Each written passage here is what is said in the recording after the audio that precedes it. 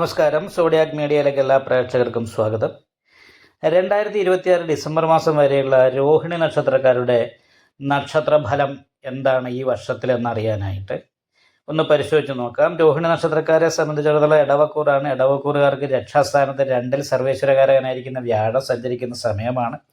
ഭാഗ്യാധിപതി കർമാധിപത്യം വഹിച്ച് ഭാഗ്യസ്ഥാനത്ത് ലാഭസ്ഥാനത്ത് നിൽക്കുന്നത് കൊണ്ട് അപ്രതീക്ഷിതമായ ധനലാഭം പോലെയുള്ള കാര്യങ്ങൾക്ക് യോഗമുള്ള സമയമാണ്. പ്രതീക്ഷിക്കാത്ത ധനാഭിവൃദ്ധി ഉണ്ടാകും. അതായത് ഇപ്പം എന്തെങ്കിലും കുറച്ച് പൈസയൊക്കെ കിട്ടാതെ കിടന്നിട്ടുണ്ടെങ്കിൽ അതൊക്കെ ഈ വർഷത്തിൽ കിട്ടാനായിട്ട് യോഗമുണ്ട്.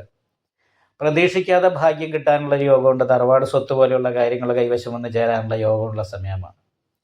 എല്ലാ രീതിയിലും നല്ല രീതിയിൽ പ്ലാൻ ചെയ്ത് മുന്നോട്ട് പോയാൽ നല്ല അഭിവൃദ്ധിയിലേക്ക് എത്തിച്ചേരാനായിട്ട് രോഹിണി നക്ഷത്രക്കാർക്ക് ഈ വർഷത്തിൽ സാധിക്കും. അപ്പോൾ ജൂൺ മാസം വരെയുള്ള സമയത്താണ് രക്ഷാസ്ഥാനത്ത് വ്യാഴം നിൽക്കുന്നതെന്ന് പ്രത്യേകമായിട്ട് ശ്രദ്ധിക്കുക. അപ്പോൾ അതിനുശേഷം വ്യാഴപ്പഴവ് വരാതെ ഇരിക്കാനായിട്ട് ശ്രദ്ധിക്കണം. പ്രത്യേകിച്ച് 4-ാം ഭാവത്തിൽ കേതുവാണ്. കർമാധിപതി നിൽക്കുന്നത് മീനൻ രാശിയിലാണ്, സർവാഭിഷ്ട സ്ഥാനത്താണ്. അപ്പോൾ അത് കാരണം കൊണ്ട് വിദേശത്ത് പോകാനായിട്ട് ആഗ്രഹമുള്ളവർക്ക് അത് പരിശ്രമിച്ചാൽ ഈ വർഷത്തിൽ നടക്കും.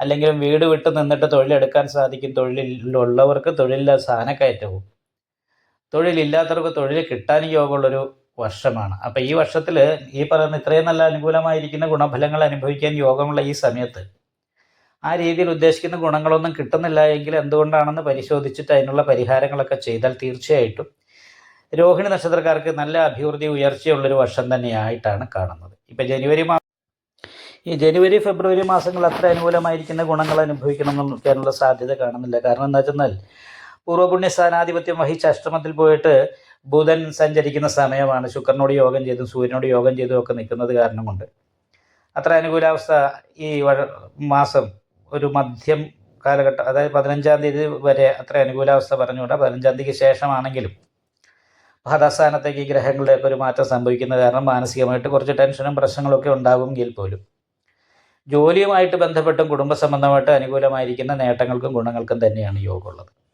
അപ്പോൾ താൽക്കാലികമായി വരുന്ന ദോഷങ്ങൾക്ക് പരിഹാരമായിക്കൊണ്ട് ശിവക്ഷേത്രത്തിൽ യഥാശക്തി വഴിപാട് ചെയ്ത് പ്രാർത്ഥിക്കുക. ശത്രുദോഷ പരിഹാരമായിട്ട് ദേവീക്ഷേത്രത്തിൽ ഗുരുതി പുഷ്പാഞ്ജലിയൊക്കെ ചെയ്ത് മുന്നോട്ട് പോകാവുന്നതാണ്. അപ്പോൾ ജൂൺ മാസം വരെ അതിനുശേഷം അങ്ങോട്ട് നല്ല ഉയർച്ചയും അഭിവൃദ്ധി ഉണ്ടാകാനായിട്ട് യോഗമുണ്ട്. അതിനുശേഷം വ്യാഴത്തിനൊരു മാറ്റം വരുന്നുണ്ട്. അപ്പം 3-ാം ഭാവത്തിലേക്ക് പിന്നീട് വ്യാഴം മാറും. അപ്പോൾ 3-ൽ വ്യാഴം സഞ്ചരിക്കുമ്പോൾ ദൈവാധീനത്തിന് കുറവ് വരാനുള്ളൊരു സാധ്യത ഉണ്ടെങ്കിലും ഭാഗ്യാധിപതി ഇഷ്ടസ്ഥാനത്ത് തന്നെ നിൽക്കുന്നു എന്ന് പറയുന്നൊരവസ്ഥയാണ്.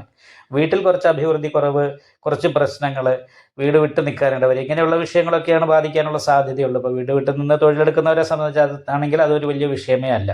എന്നാൽ പോലും ജൂൺ മാസം മുതൽ വിഷ്ണു ക്ഷേത്രം, നെയ്വിളക്ക്, ഭാഗ്യസുക്താർച്ചന മുതലായിട്ടുള്ള പരിഹാരങ്ങളൊക്കെ ചെയ്യാനായിട്ട് ശ്രദ്ധിക്കണം. നന്നായിട്ടുള്ള പ്രാർത്ഥന ഉണ്ടാകണം. നവംബർ മാസം അതായത് ഡിസംബർ മാസം ലാസ്റ്റോട് കൂടിയിട്ട് വ്യാഴം ചിങ്ങൻ രാശിയിലേക്ക് മാറും. അപ്പോൾ ചിങ്ങൻ രാശിയിലേക്ക് വ്യാഴത്തിൻ്റെ മാറ്റം വന്നു കഴിയുമ്പോൾ 4-ാം ഭാവത്തിലാണ് വ്യാഴത്തിൻ്റെ മാറ്റം വരിക. അപ്പോൾ 4-ൽ നിൽക്കുന്ന കേതുവിൻ്റെ ദോഷത്തിന് പരിഹാരം വരുമെങ്കിൽ പോലും 4-ാം വ്യാഴം എന്ന് പറയുമ്പോൾ കുടുംബ സംബന്ധമായിട്ടുള്ള പ്രശ്നങ്ങൾ കൊണ്ടുള്ള ഒരു ടെൻഷൻ അനുഭവിക്കാനുള്ളൊരു യോഗമാണുള്ളത്. എന്തായാലും നന്നായിട്ട് പ്രാർത്ഥിക്കുക, നല്ല വഴിപാടുകൾ ചെയ്യാനായിട്ട് പ്രത്യേകമായിട്ട് ശ്രദ്ധിക്കുക. ഈ വീഡിയോ ഇഷ്ടപ്പെട്ടാൽ ലൈക്ക് ചെയ്യുക, നിങ്ങളുടെ അഭിപ്രായങ്ങൾ കമൻറ്റ് ചെയ്യാം. ജ്യോതിഷവുമായി ബന്ധപ്പെട്ട കൂടുതൽ കാര്യങ്ങൾ അറിയാൻ ഈ ചാനൽ സബ്സ്ക്രൈബ് ചെയ്യുക. ഞങ്ങളുടെ ഓൺലൈൻ കൺസൾട്ടൻസി നമ്പർ താഴെ ഡിസ്ക്രിപ്ഷൻ ബോക്സിൽ കൊടുത്തിട്ടുണ്ട്.